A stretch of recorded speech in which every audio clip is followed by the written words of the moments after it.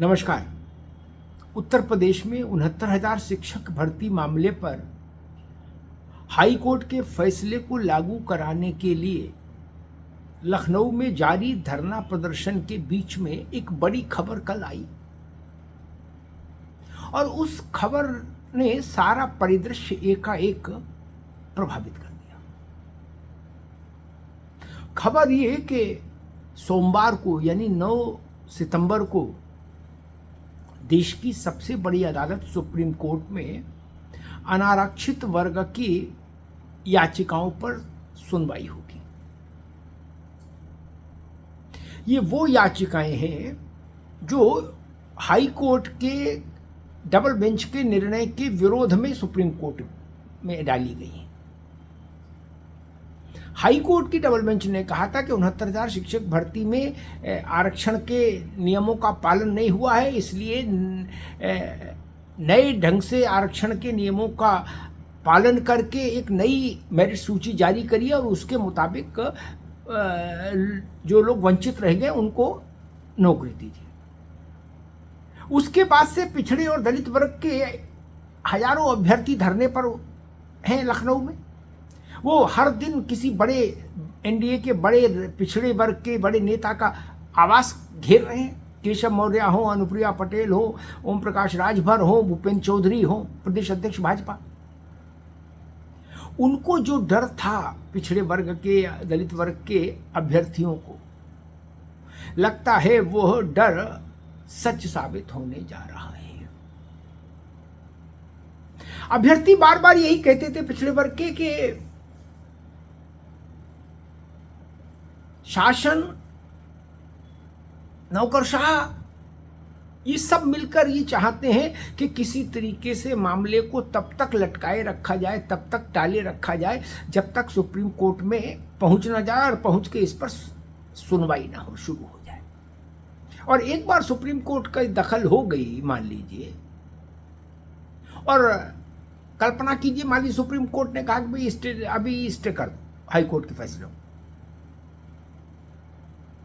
या सामान्य वर्ग के अब जो समायोजित हुए टीचर हैं जो पढ़ा रहे हैं 4 साल से, मान लीजिए उन्होंने कहा कि साहब अगर ये निर्णय हाई कोर्ट का लागू हो जाएगा तो हमारी नौकरी चली जाएगी, तो सुप्रीम कोर्ट ने उनको ही राहत दे दी कि नहीं, इनकी नौकरी तब तक नहीं जाएगी जब तक मुकदमा चल रहा है, तो भी मामला वहीं की वहीं आ जाएगा, पुनः मुश्को भव।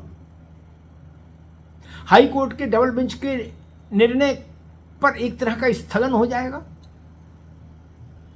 पिछड़े वर्ग के हजारों अभ्यर्थी लगातार यही कह रहे थे कि बेसिक शिक्षा विभाग में और सरकार में बैठे हुए बड़े नौकरशाह यही मना रहे हैं कि किसी तरीके से मामला कोर्ट में चला जाए और कोर्ट में फंस जाए। भारत में मामले को कोर्ट में फंसाने के लिए भी प्रार्थनाएं होती हैं, हवन यज्ञ जब तक पूजा होता है कि किसी तरीके से कोर्ट में फंस जाए, और फंस गया तो हरि कथा अनंता, फिर तो कब तक चलेगा मामला कौन जानता है। वो स्थिति आ गई 9 तारीख को। आज शुक्रवार है, शनिवार इतवार सब अदालतें बंद हैं। अब शुक्रवार भर में तो ऐसी उम्मीद मैं नहीं कर सकता कि उत्तर प्रदेश की शासन सत्ता और सरकार आज ही आदेश जारी करके और पिछड़े वर्ग के अभ्यर्थियों को नई लिस्ट जारी करके राहत नियुक्ति दे देगी, आज संभव नहीं। क्योंकि बेसिक शिक्षा विभाग भी खड़ामा चलता है, फिर सो जाता है, फिर 2 कदम चलता है, फिर एक नींद ले लेता है। तो वो मसला फंस गया, अब मानकर चलिए। और इसमें मैंने इस पर जब भी डिबेट की, जब भी चर्चा की टेलीविजन पर, मुझसे अनारक्षित वर्ग के काम कर रहे अध्यापकों ने कहा कि सरकार हमको ये आश्वस्त कर दे लिखित में कि वह हमारी नौकरी को प्रभावित नहीं होने देगी, हमारी नौकरी नहीं जाएगी, तो हम में से कोई भी सुप्रीम कोर्ट की ओर मुंह नहीं करेगा। लेकिन शिक्षा विभाग ने, बेसिक शिक्षा विभाग ने ऐसा कोई प्लान नहीं डिस्कस किया अनारक्षित वर्ग के काम करने वाले अध्यापकों से, ना उन्हें कोई आश्वासन दिया ठोस लिखित में, ना उन्हें ये बताया कि हमारे पास ये मार्ग है, इस मार्ग से हम आपको सुरक्षित रख लेंगे, कुछ नहीं। और अनौपचारिक बातचीत में बड़े नौकरशाह ये और कहते रहे हंसकर कि अभी क्या है, अभी तो देखो, तेल की धार देखो, अभी तो मसला सुप्रीम कोर्ट में जाएगा बाबू। इसका मतलब है कि अधिकारियों को लग रहा था कि अभी कुछ करने की जरूरत नहीं है, अभी शांत रहो, सुप्रीम कोर्ट जाएगा मामला तो वहां फंस ही जाएगा, ऐसा उनको पूर्वानुमान था शायद।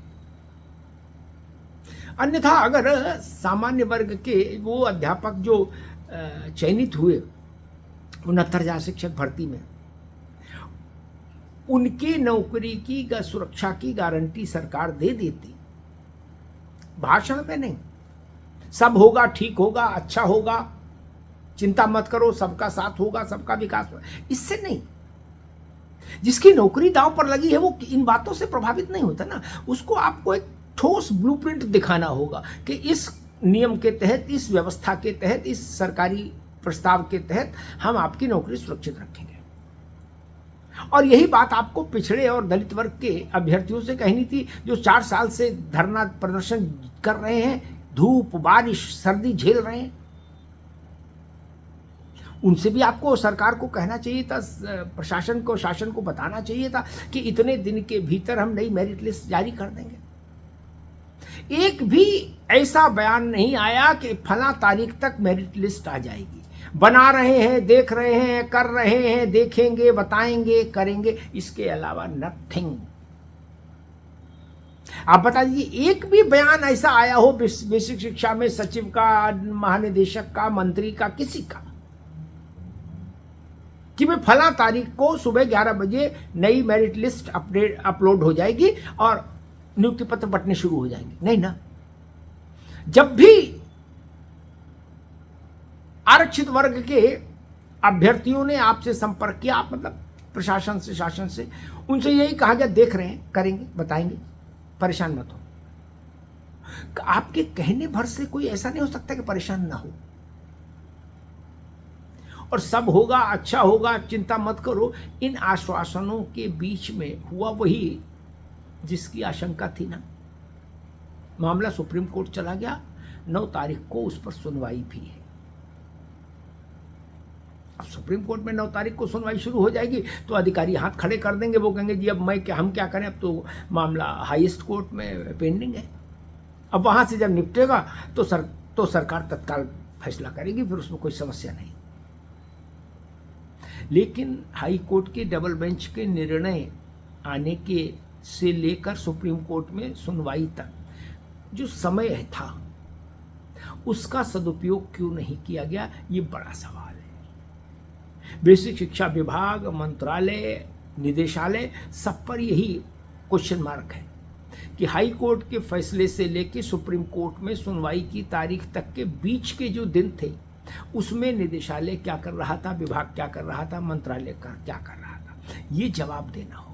आज दें, कल दें, परसों दें। और जैसा मैंने एक दिन और कहा था कि इस पूरे मामले में भारतीय जनता पार्टी को राजनीतिक तौर पर नुकसान हो सकता है, ये तय मानिए। खासतौर पर उसके जो पिछड़े वर्ग के बड़े चेहरे हैं, वो भाजपा के भी और एनडीए के भी, जैसे अनुप्रिया पटेल हैं, संजय निषाद हैं, राजभर हैं, इन सब के लिए समस्या पैदा होगी, ये तय मान लीजिए। आरक्षित वर्ग के हजारों नौजवानों ने इतना संघर्ष किया है इस 69,000 की शिक्षक भर्ती के लिए, जिसकी कोई तुलना नहीं हो सकती। उनके संघर्ष के साथ अगर न्याय नहीं हुआ तो जिन भाजपा के बड़े पिछड़े नेताओं के घर घेर रहे हैं ये अभ्यर्थी, इनके राजनीतिक भविष्य पर संकट के बादल मंडरा सकते हैं, ये ध्यान रखिएगा। क्योंकि लोकतंत्र में अंततः सब कुछ निर्धारित ईवीएम करती है, जिसकी जितनी संख्या भारी उसको उतने वोट मिलेंगे। ये बात ध्यान रखिए, और यही मूल है लोकतंत्र का। धन्यवाद।